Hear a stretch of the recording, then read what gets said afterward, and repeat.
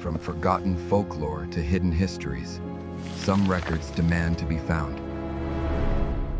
Before Thomas Millwood was shot on January 3, 1804, he had already been mistaken for the Hammersmith Ghost. It happened days earlier. Millwood was walking home in his ordinary working clothes, white trousers, a white apron, a white flannel jacket. Two ladies and a gentleman saw him and thought he was the ghost. Millwood told them he was no more a ghost than they were. His mother-in-law, Mrs. Fulbrook, understood the danger better than he did. She told him to wear a greatcoat from now on, so he would not be mistaken again. He did not get the chance. 2 days before he died, the fear already had a name. On January 1st, 1804, Johnson's Sunday Monitor ran an item headed Hammersmith Ghost. The name this whole case is remembered by already existed before the case did. What exactly was being named? Go back further than the newspaper. Go back to October 1803, when the first reports were not even about a ghost. They were about a woman. A strange figure had been seen near the churchyard, dressed oddly, moving oddly after dark. It frightened people. Then a local man, a Mr. Moody, looked closer. The woman was a butcher's apprentice, dressed in a maid's borrowed clothes, playing a trick on the neighborhood. Solved within days. Not long after, a second white shape turned up in the lanes. A chimney sweep. Mr. Brazier walked straight up to it and gave it a prod with his own stick. It was a courting couple, solved again. 2 ghosts, 2 ordinary explanations, both settled almost as soon as they appeared. If this were the whole story, there would be no episode here. A boy in a dress, a couple hiding from view. Case closed twice over. It was not the whole story. Thomas Groom, a servant to a brewer, was walking through the churchyard one night with another servant. Something came from behind a tombstone and caught him by the throat. Groom struck out. He felt something soft, like a greatcoat.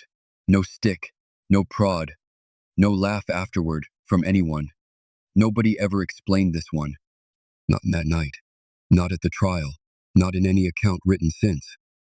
By the time the case reached the Old Bailey, the ghost had grown a body no living person could wear. Witnesses spoke of a figure in a beast skin, with horns and glass eyes. Kirby's Wonderful and Scientific Museum, writing the same year, dismissed this outright. Those details, Kirby said, had no foundation in fact. They owed their rise to newspaper fabrication, so line them up. Under one name, Hammersmith now had a prank, caught and explained inside a week. A misunderstanding, caught and explained inside a week. A monster with horns, invented by papers that had never seen the thing they were describing. And a hand at a man's throat in a churchyard, which nobody ever accounted for. 4 different things, one name covering all of them. On the night of December 29th, the watchman William Girdler saw a white shape near Beaver Lane and gave chase. It shed its covering, a sheet or a tablecloth, and got away. That chase turned rumor into a manhunt. Locals began arming themselves after dark. Francis Smith and Girdler arranged a password for the nights they went out looking. Who comes there? A friend. Advance friend. On January 3rd, Smith was waiting near Black Lion Lane, a passage so dark that a person on one side of it could barely make out anything on the other. A figure in white came toward him. He called out. He believed it kept coming. He fired. The shot took Millwood through the jaw and out the back of the skull. He was carried to the Black Lion, already dead. The Old Bailey, the court did not dispute that Millwood had died, or that Smith had believed he was shooting the ghost. The judge told the jury that belief was not a license. A man dressed in white could not be concluded a ghost, and a neighborhood nuisance could not be answered with a loaded gun. Smith was convicted of murder. The king later commuted his sentence. The case would go on shaping English law on mistaken belief and self-defense for the next 180 years. Then came the confession that was supposed to close the file of the Hammersmith Ghost. A shoemaker, John Graham, admitted he had been behind the December 29th sheet. His apprentices had been frightening his own children with ghost stories, and he'd wrapped himself in a bedsheet to give them a taste of it back.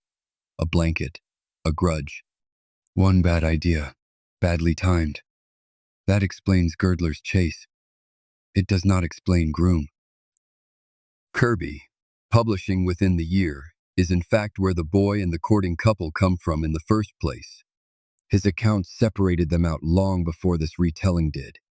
He is explicit that Hammersmith had been troubled by more than one supposed specter, not one.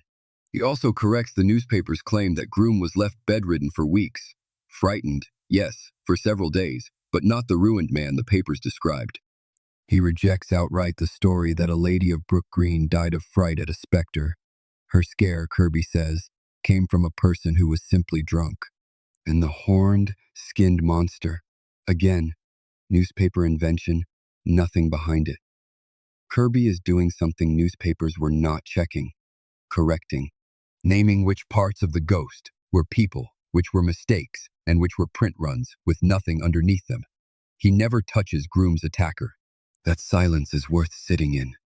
Everything else in this case got a name attached to it eventually. A butcher's boy, a courting couple, a drunk man, a shoemaker with a grudge.